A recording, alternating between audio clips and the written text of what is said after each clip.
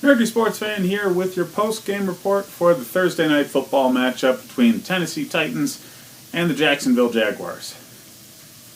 I probably could have done this at halftime. I mean, the one turning point of this game, early on, Jacksonville's got the ball on the goal line, about to make a go-ahead touchdown. Yeah, that didn't happen. They got stuffed. 4th and goal. And the very next play, Derrick Henry takes it 99 yards for a touchdown, tying what I'm pretty sure is the NFL record for the longest touchdown run. They're commenting on it on the broadcast, him and Tony Dorsett. Yeah. And that was it. That was it. Jacksonville was not competitive at all from that point on. And this has been kind of a trend in Thursday night games. The home team really gets something swinging their way, and the road team just doesn't have it in them to do anything about it. So I don't know if the league's ever going to go away from Thursday night games, but they really have to do something to make it so this trend goes away. Really, the other team's got to show up, you know? It's bad football to watch. So, the most important things to pull away from this are, well, Tennessee beat up a bad team. They're in playoff position. So they have one really important game on the schedule. Late in the year, they're going to be going up against the Colts. The Colts are in very similar playoff position. If the Colts win this week, which they probably won't since they're going against the Texans, but if they do, they'd be tied with Tennessee and in exactly the same position. So it remains to be seen what's going to go on there, but that late season game between the Titans and the Colts is likely going to be the deciding factor on whether the Tennessee Titans get into the playoffs. They're not in control of their own destiny right now. Baltimore is. But anybody who has looked at who Baltimore is playing this week knows that they're probably going to be coming back down to earth a bit. So, yeah, it's going to be interesting for the AFC wild card race late in the year, which is great for football.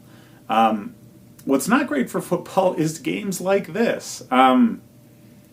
Quarterback play is at a premium in this league right now, and it's obvious why. Great defense and good running, yeah, it wins games.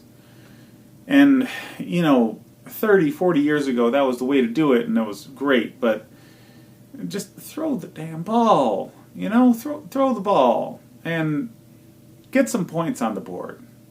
Offense, that's what puts people in the stands, that's what sells tickets, that's what sells advertising space, that's what sells in general. And Mike Vrabel is doing a great job making this team win with what it has. But if Mariota can't figure out how to throw the ball consistently, this is really the best they're going to be.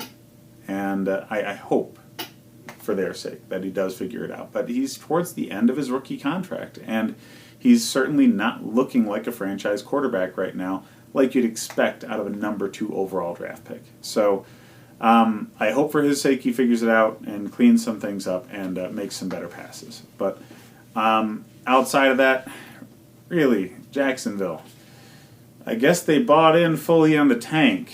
Leonard Fournette is not good when he's the only person on offense anybody expects to get the ball.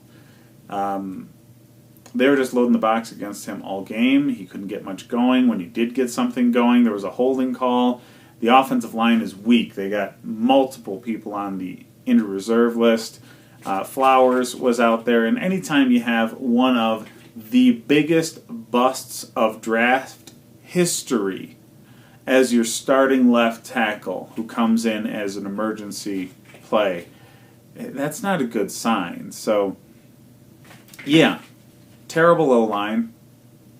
Bortles was benched and Cody Kessler was out there. He actually didn't do too bad, but the O-line play was so horrible, Fournette and Kessler didn't have a chance to do anything in this game. Tennessee's too strong of a defense for offensive line play like we saw out of Jacksonville today. And Kessler's not experienced enough to do something with the pace of the game and get the offense moving around in order to really do anything to combat a defensive front that can clearly dominate your offensive line.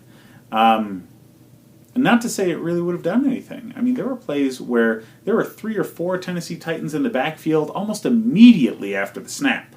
So, yeah, they fired their offensive coordinator already. They've benched their starting quarterback. So Doug Marrone's doing everything he can to push the blame elsewhere, and he'll probably succeed. I mean, he brought them to the AFC Championship game last year, and he was a couple of plays away from a Super Bowl with them. So that's going to buy him a lot of good faith in the front office. I'm not sure if that buys good faith enough for Blake Bortles, because really, it's not Bortles that got him there. It's their defense and their running game. And without the offensive line to really make that running game work when everybody knows what's coming, you see what you get. Really bad football. So they're definitely in the market for a quarterback. I'm not sure they're actually going to be in position to draft who they want, though. So it'll remain to be seen. I'll be doing draft previews as the season comes to a close. Just assembling right now my research on the individual players, not so much what roster holes are out there. So maybe during the playoffs, but likely after the playoffs is when I'll start getting into the draft. But you can expect the Jaguars to be looking for a quarterback hard. Their offensive line will come back. When people come off the injured list, they have a very stout offensive line. So they're really a quarterback away in Jacksonville. I know with games like this it doesn't seem that, but it's a very important position. And once the rest of the team gets healthy, you put in a good quarterback, they're a great team. But that's the same case for Tennessee. I mean, if Mariota can upgrade his play, or they find a better player, Tennessee's a dangerous team. So, yeah, they'll be interesting to see them develop over time. I think Tennessee has a chance to get into the playoffs after seeing this game, but I don't think they have a chance to do much in the playoffs, considering what they're competing against once they get there in teams like Pittsburgh and the Rams. Oh, I'm sorry, not the Rams, the Chargers, the other team in LA. And the Chiefs. They're not going to get through teams like that once they get to the playoffs, teams that have an established quarterback that can really take over a game. That's about it. I mean, there wasn't much in this game after the second quarter. Pretty bad to watch, really. Next week is the last Thursday night game, so that'll be my last post-game video of the year for Thursday night games. I will be doing post-game videos for other primetime games, as Yahoo has picked up some of the primetime games live coverage, so I'll be able to check those out and give you some post-game reviews for other games. But next week will be my last Thursday night game, so check that out, and check out my pre-game videos, breakdowns for this Sunday. It'll be good reference for the fantasy football playoffs. Hit me up on Instagram at The Nerdy Sports Fan, and check out my podcasts, which are now going out on Stitcher and iTunes. I like to hear what you think, so leave something in the comments. And as always, like and subscribe. Thank you.